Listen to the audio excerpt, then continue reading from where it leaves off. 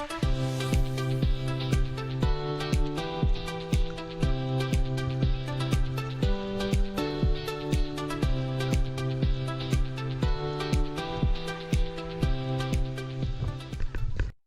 and welcome, I'm Dioki. Today we're going to learn about the side stroke.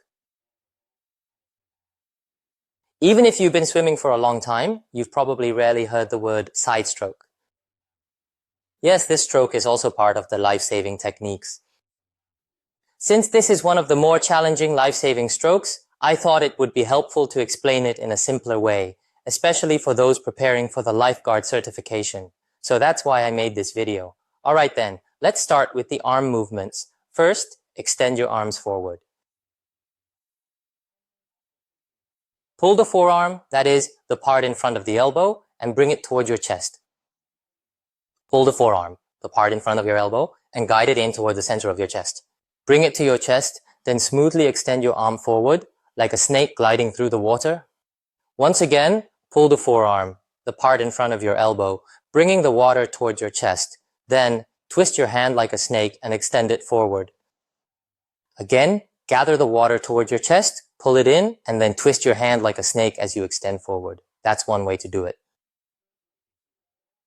Now, instead of twisting your hand, you can also simply pull it towards your chest and extend it straight forward with your palm facing up toward the sky. After the glide, you can also twist your hand again before pulling it in. Either way is perfectly fine. Personally, I recommend twisting your hand as you extend it forward. Alright, that completes the movement for one arm, right? Now, let's learn the motion for the other arm.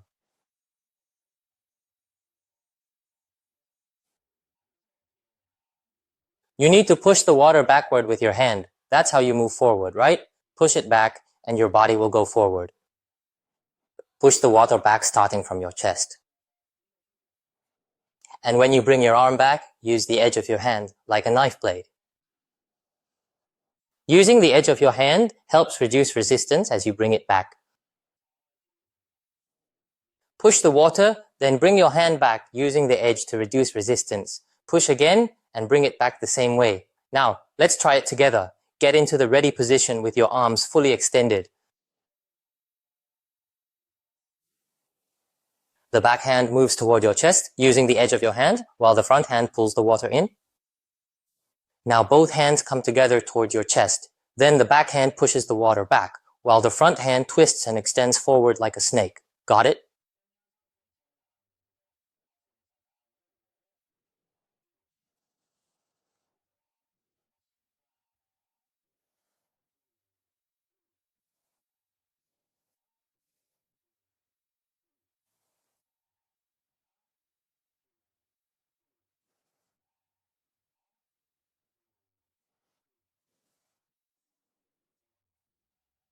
That's how you do it. It's best to practice plenty at home first. Then, going into the water will be much more effective.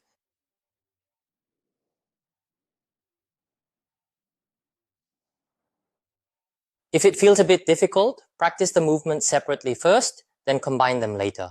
Now, let's take a look at the leg movements. Right now, I'm lying on my side on the water's surface with my toes pointed. This is the ready position. Now first lift the top foot, the one closest to the water's surface. Pull your knee up, bringing your ankle and toes closer as well. Yes, pull your ankle and toes in, gently toward your belly.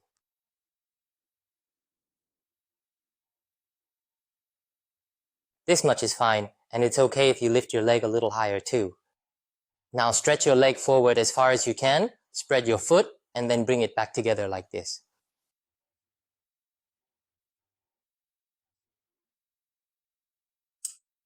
Let's try it again. Pull your knee up, bringing your ankle and toes in, then stretch your leg out far and finish with your foot together, right?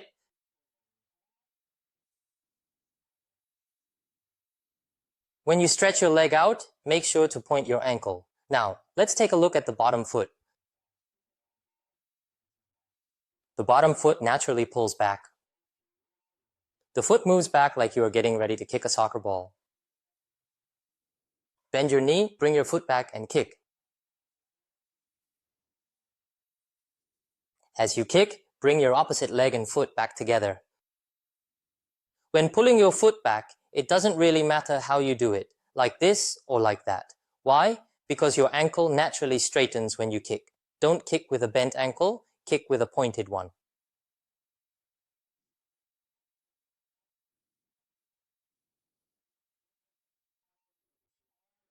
Make sure your feet don't cross over each other like this.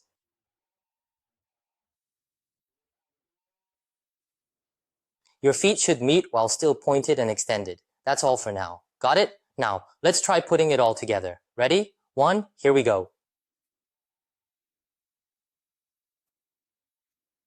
2.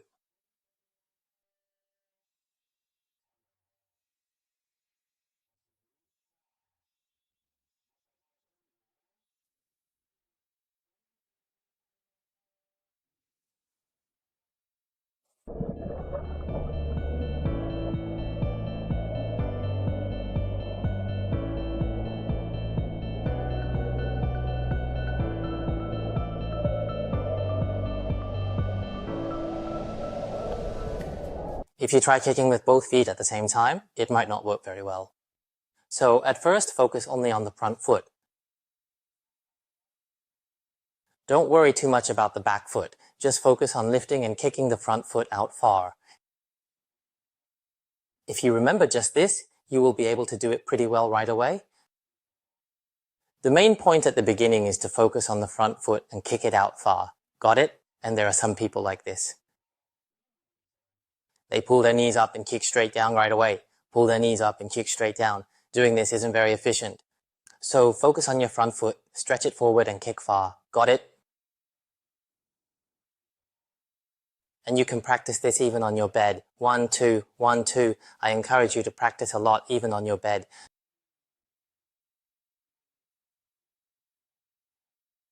Practice a lot on your bed, and when you get in the water, you will do even better.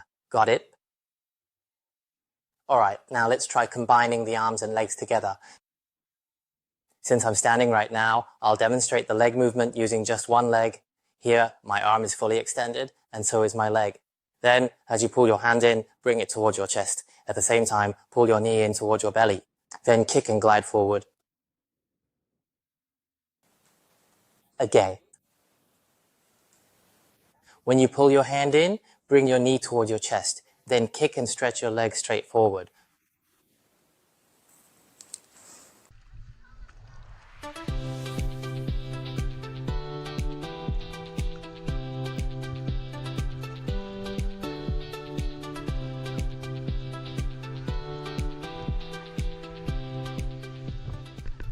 Right? And since you're moving sideways in side stroke, there's a chance you might bump into something in front of you. That's why you should stroke about twice, then glance ahead once and repeat. Let me show you how it looks.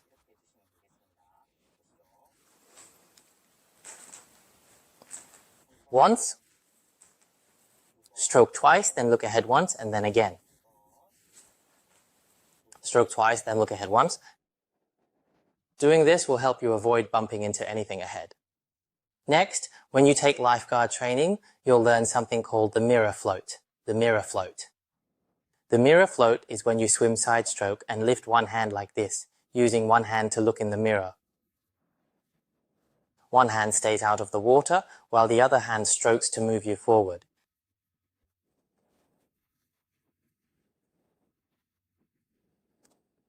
Yes, this is what we call the mirror float.